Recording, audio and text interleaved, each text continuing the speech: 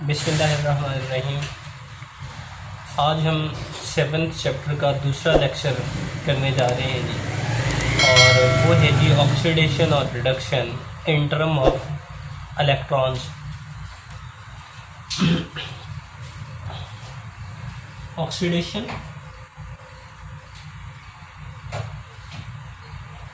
और reduction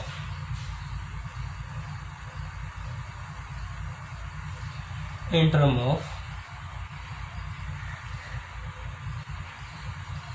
electrons के electrons के हवाले से हम ऑक्सीडेशन और रिडक्शन को किस तरह से डिफ़ाइन कर सकते हैं। सबसे पहले हम पिछले लेक्चर का थोड़ा सा ओवरव्यू कर लें, जो कि हमने डिफ़ाइन किया था जी ऑक्सीडेशन और रिडक्शन को इन term of hydrogen and oxygen. वहाँ पर हमने डेफिनेशन की थी जी ऑक्सीडेशन की कि addition of oxygen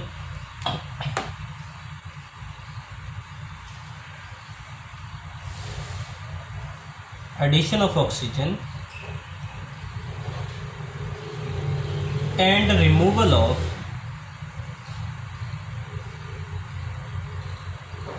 hydrogen is called oxidation। ये हमने पिछले लेक्चर के अंदर डिफ़ाइन किया था जी, और हमने इसको एग्जाम्पल के साथ भी फर्दर जो है वो क्लियरिफाई किया था। इसी तरह के साथ हमने रिडक्शन को भी डिफ़ाइन किया था जी, और मैंने ये कहा था जी कि अगर आप इन्हीं डेफिनेशंस को उल्ट कर देंगे आसानी के लिए, तो वो आपके पास रिडक्शन की डेफिनेशन बनेगी। यानी आपको हर डेफिनेशन को याद करने की ज़रूरत नहीं है, जस्ट आप एक ही डेफिनेशन को याद कर लें, दूसरा उसके उल्ट में ले जाएं, तो वही डेफिनेशन हमारे पास बन जाएगी। यानी यहाँ पर हमने एडिशन ऑफ ऑक्सीजन की, तो रिडक्शन में क्या करेंगे जी, रिमूवल कर देंगे, रिमूवल ऑफ ऑक्सीजन। और यहाँ पर हमने रिमूवल ऑफ हाइड्रोजन की थी, सो यहाँ पर क्या कर देंगे जी, एडिशन कर देंगे, एडिशन ऑफ हाइड्रोजन। ये हमने जो है वो इससे पहले लेक्चर के अंदर इसको डिफाइन कर चुके हैं। आज हम बात करने जा रहे हैं जी विद रिस्पेक्ट टू इलेक्ट्रॉन्स। सो यहाँ पर हम एक और डेफिनेशन इसमें ऐड करते जाएंगे, यानी एक और टर्म्स के अंदर अगर इसको डिफ़ाइन करें, तो यहाँ पर अब हमारे पास होगा जी कि यहाँ पर मैं थर्ड डेफिनेशन ऐड करने जा रहा हूँ जी, जो वो है जी विद रिस्पेक्ट टू इलेक्ट्रॉन, और वो हमारे पास है जी रिमूवल ऑफ इलेक्ट्रॉन्स। ये होगी जी ऑक्सीडेशन, और यहाँ पर मैं ऐड कर दूँ तो रिमूवल का अगर उल्ट करें तो ये हमारे पास एडिशन होगी जी, एडिशन ऑफ इलेक्ट्रॉन्स।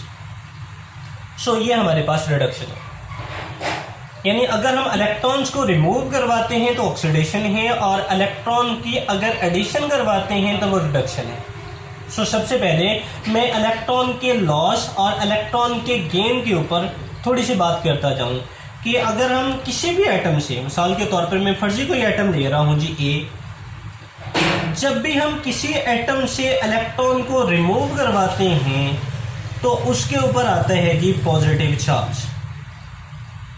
यहाँ से अगर हमने एक इलेक्ट्रॉन को रिमूव करवाया, सो इसके ऊपर आएगा जी पॉजिटिव चार्ज। ये पॉजिटिव चार्ज आने का मतलब क्या होता है जी, पॉजिटिव चार्ज आने का मतलब ये है जी कि डेफिशिएंसी हो रही है जी ऑफ इलेक्ट्रॉन्स, यानी जितने इसके पास इलेक्ट्रॉन मौजूद थे उनमें कमी आ रही, और यहाँ से एक इलेक्ट्रॉन कम हो गया है। जितना पॉजिटिव चार्ज होगा उतने ही इसके ऊपर पॉजिटिव चार्ज जो है वो आते चले जाएंगे। सो ये क्या हुआ जी, हमारे पास यहाँ से इलेक्ट्रॉन रिमूव हो रहा है, सो इट्स मीन ये वाली चीज़ क्या होगी जी, ये हो रही है जी ऑक्सीडेशन।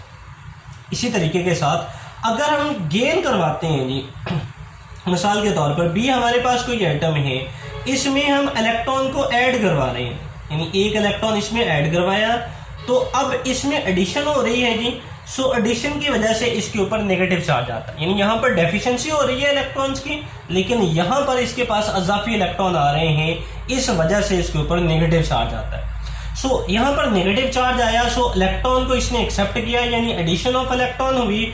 सो इसको हम क्या कहेंगे जी, इसको कहेंगे जी रिडक्शन। यानी बहुत सारी एग्जांपल हमारे पास ऐसी आएंगी जिसमें इन दोनों का कंसेप्ट मौजूद नहीं होगा, ना ही एडिशन हो रही होगी ऑक्सीजन की, ना ही रिमूवल ऑफ हाइड्रोजन हो रही होगी। सो वहां पर हम जस्ट लेके चलेंगे जी कॉन्सेप्ट जो है वो इलेक्ट्रॉन्स का। सो ये मैंने जनरली बात की कि जनरली हमारे पास कोई एटम ए है, इसमें से इलेक्ट्रॉन लॉस हो रहा है। जब भी इलेक्ट्रॉन लॉस होता है तो पॉजिटिव चार्ज आता है, और जब इलेक्ट्रॉन गेन होता है तो उसके ऊपर नेगेटिव चार्ज आता है। अब हम प्रॉपर एग्जांपल की तरफ आते हैं जी। लाइक हमारे पास जिंक है जी, जिंक के वैलेंस शेल के अंदर 2 इलेक्ट्रॉन मौजूद होते हैं, यानी ये 2 इलेक्ट्रॉन खारिज कर सकता है। अगर ये अपने दोनों इलेक्ट्रॉन खारिज करता है तो ये हमारे पास आ जाता है जी Zn2 पॉजिटिव के में, और 2 इलेक्ट्रॉन यहाँ से निकल जाएंगे। यहाँ पर देखें 2 पॉजिटिव आया है, तो इसका मतलब ये है कि 2 इलेक्ट्रॉन की डेफिशिएंसी हो रही है। इसी तरीके के साथ अगर हम अब आयंस की बात कर लें, लाइक हमारे पास हो जी Fe3 पॉजिटिव आयन, या सॉरी 2 पॉजिटिव आयन हमारे पास हो जी 2 पॉजिटिव आयन। अब अगर यहाँ से इलेक्ट्रॉन निकलता है, यानी ये चेंज हो जाता है जी Fe, यहाँ से फर्स्ट ऑफ ऑल मैं एक इलेक्ट्रॉन निकाल दूँ जी, ये इलेक्ट्रॉन निकल गया। अब इसमें पहले ही 2 पॉजिटिव चार्ज मौजूद हैं। सो इलेक्ट्रॉन का निकल जाने का मतलब है, हमने यहाँ पर कहा एक इलेक्ट्रॉन के निकल जाने का मतलब है जी इसके ऊपर एक पॉजिटिव की चार्ज का आ जाना। अब अगर एक इलेक्ट्रॉन इसमें से मज़ीद रिमूव हो जाता है तो इसका मतलब है जी पॉजिटिव चार्ज इंक्रीज कर जाएगा। जैसे ये 2 पॉजिटिव है तो एक इलेक्ट्रॉन और निकल गया, तो ये हमारे पास आ जाएगा जी अब 3 पॉजिटिव। इसी तरह से हमारे पास सोडियम है जी, सोडियम अपना एक इलेक्ट्रॉन अगर खारिज कर देगा तो इसके ऊपर भी Na पॉजिटिव चार्ज आ जाता है, एक इलेक्ट्रॉन यहाँ से रिमूव हो जाता है। ये हमने जितनी भी एग्जांपल लिखी, ये तीनों की तीनों एग्जांपल हमारे पास किसकी हैं जी, ये ऑक्सीडेशन की हैं। क्यों? क्योंकि यहाँ से इलेक्ट्रॉन्स रिमूव हो रहे हैं। अब हम अगर रिडक्शन की एग्जांपल की तरफ आते हैं, लाइक मेरे पास हो जी H पॉजिटिव आयन। अब इसमें एक इलेक्ट्रॉन को एक्सेप्ट करवाते हैं।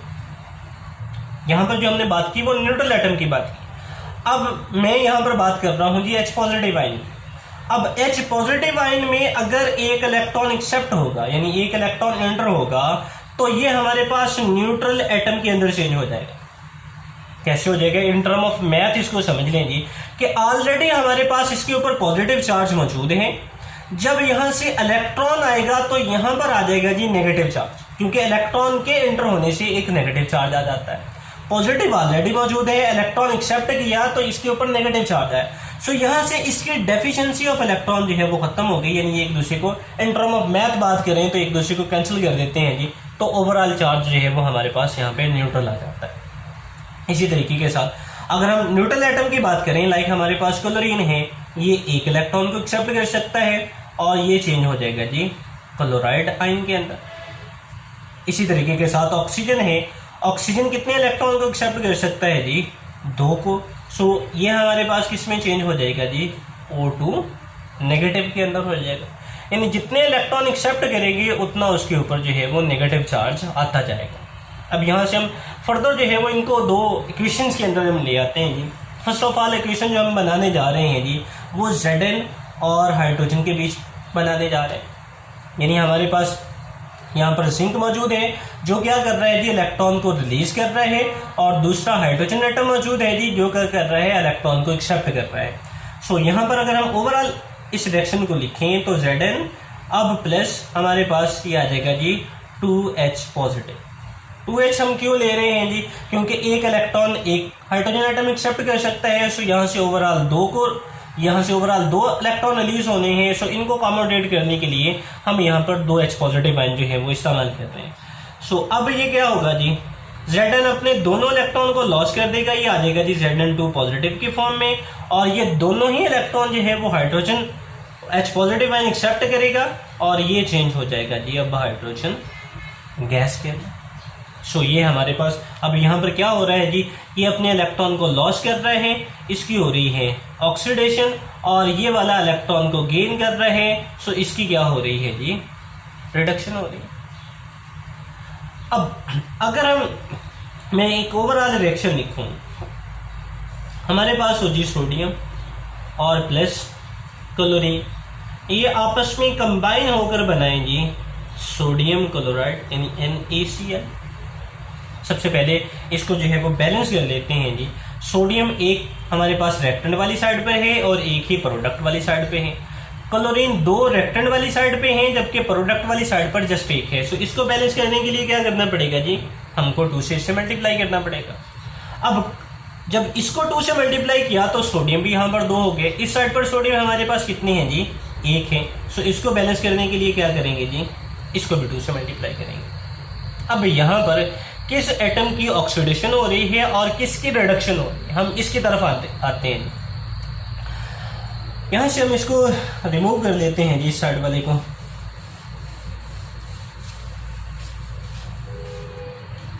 अब ये हमारे पास आ जाएगा जी, लाइक सोडियम है जी हमारे पास।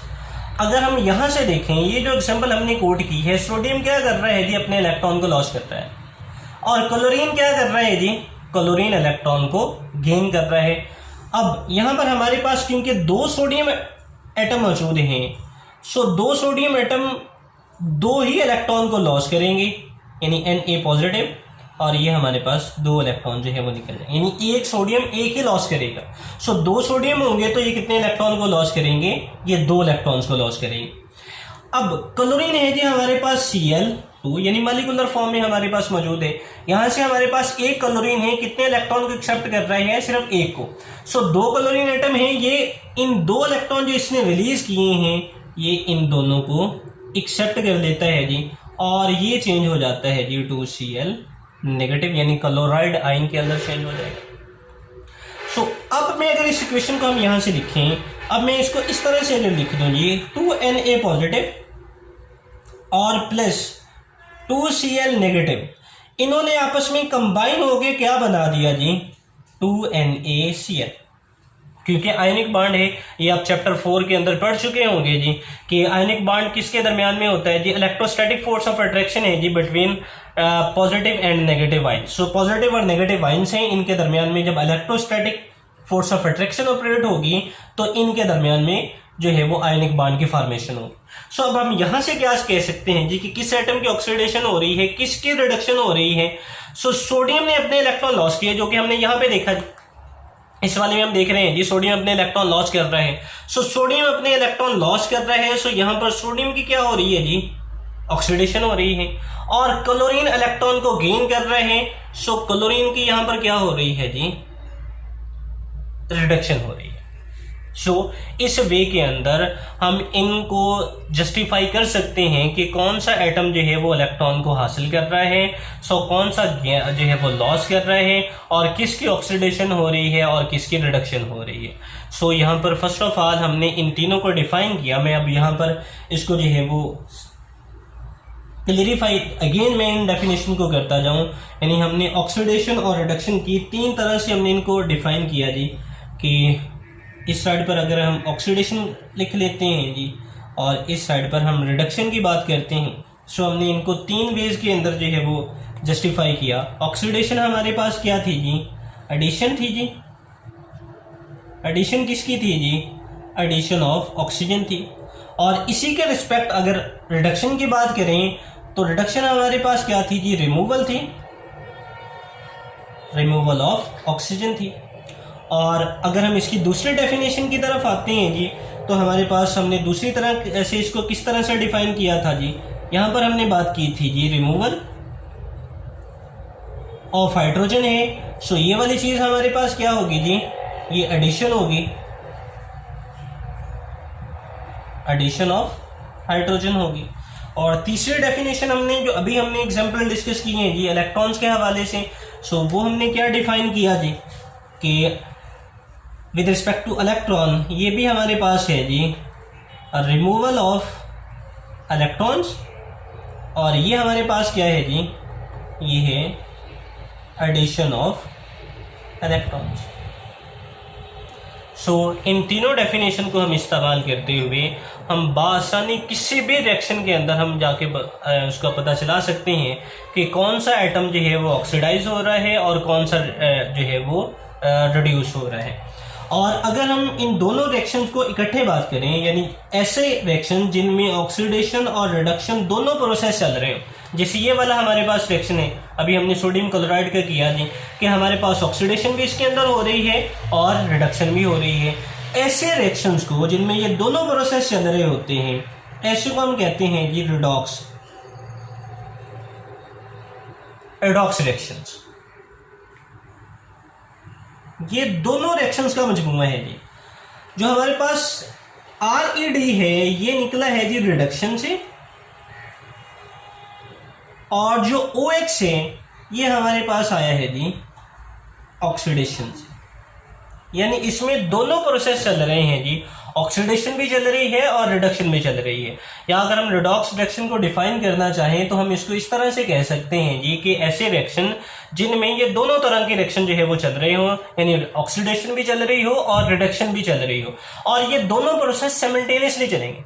किसी भी केमिकल रिएक्शन के अंदर, न्यूट्रल केमिकल रिएक्शन के अंदर ये साइमल्टेनियसली चलेंगे। अगर एक एटम की ऑक्सीडेशन हो रही है तो उसी वक्त किसी दूसरे एटम की रिडक्शन हो रही हो, यानी एक एटम इलेक्ट्रॉन लॉस कर रहा है, सो दूसरा एटम उसी वक्त उसको गेन कर रहा होगा। सो ओवरऑल ये रिएक्शन हमारे पास रिडॉक्स रिएक्शन जो है वो कहलाते हैं।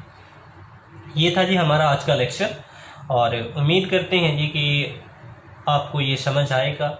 अगर इसमें किसी भी किस्म का कोई भी क्वेश्चन है तो हमारे कमेंट बॉक्स में आए, आप इंशाल्लाह जो भी क्वेश्चन करेंगे हम उसको आपको उसका आंसर जो है वो प्रॉपरली देंगे जी। और उम्मीद करते हैं जी कि आप हमें जो है वो इसमें अप्रिशिएट भी करेंगे, और फर्दर इसको किस तरह से इम्प्रूव किया जा सकता है आप उसके ऊपर भी जो है वो बात करेंगे।